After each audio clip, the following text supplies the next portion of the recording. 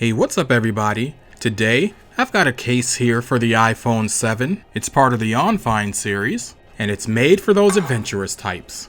This is a pretty rugged case. It's got 6 levels of protection, and given the confines of my home, we're gonna put it to the test. As you may know, the iPhone 7 is rated IP67, which means that it's protected against dust and can be submerged in 1 meter of water for about 30 minutes.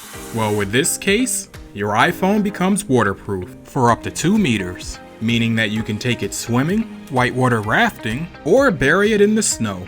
Since fall has just arrived here where I live, we'll have to settle for the next best thing. Enon here from Udroid Mania, and you're watching my Eonfine case review for the iPhone 7. Now if you're like me, then you've probably never frozen your phone before, so I'm not really quite sure what to expect. According to Eonfine, this case is snowproof, and this is due to the tight seal that you get when you install the case. Right away, I'll tell you that I'm a little nervous here because as I'm looking at my phone, I see what appears to be cracks in the case, I'm assuming, but at this point it's too early to tell. So we'll continue on with the defrost so that we can get a closer look. I'm using boiling hot water here, so I'm just trying to take my time and make sure 1, that I don't burn myself, but then 2, that if it is the case that's cracked, that I don't further crack the case, or even worse, damage my iPhone. So I gotta do this with a bit of caution, so just bear with me as we try to get the phone out of this block of ice. It's been in the freezer for about 6 hours, because I wanted to make sure that I gave it enough time, and also because I wasn't quite sure how long it would take to freeze, but I wanted to make sure that we'd be working with a solid block of ice nonetheless. And a solid block of ice is just what we got. I started the defrost with about 2 cups of boiling hot water, and this block of ice seems to be cooling it down pretty quickly. At this point, I'll say that there's no signs of knowing whether or not the phone is working. The screen hasn't turned on or anything like that. I still can't get my fingers in there deep enough, and the phone hasn't come loose enough for me to remove it from the ice. So I guess we continue with the defrost. You're watching this in real time. I'd say that maybe only a minute or so has gone by, and as you can see here, I am actually getting closer. But I'm just about out of water, and I think I'm gonna need some more. Luckily for me, I do have some more on standby, so I'll grab that and we'll continue. Now I've got the last bit of water here, and I'm hoping that there's enough. I just need to empty off the excess here. It seems that the ice block is loosened, so we'll flip it over and defrost from the bottom. As you can see here, the case is just about fully exposed here on the bottom, and it looks like it's enough to where I can go ahead and remove it. So I'll give it one more pour for good measure, so that we don't waste any time, and then I'll go ahead and remove the case. Plus, we're out of hot water, so this had better work.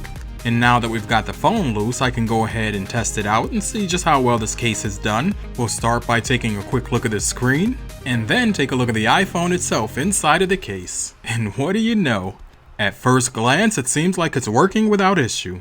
But of course we're going to take a closer look so that we can be 100% certain. And now that we've got that out of the way, let's do this. As I mentioned earlier, we had the iPhone in the freezer for about 6 hours. So we got a good solid freeze on the case, and as I remove it here, one of the very first things that I notice is that there's hardly a drop of water on my iPhone 7.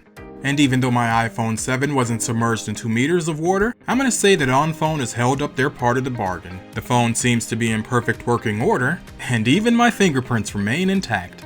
Given this quick test, I'd say you should easily be able to take this case for a swim.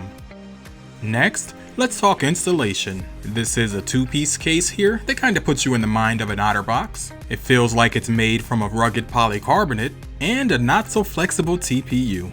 This case does have a screen protector installed, as well as an inner membrane to create that watertight seal. When it comes to the install, you'll insert your iPhone face down and snap the back of the case into place.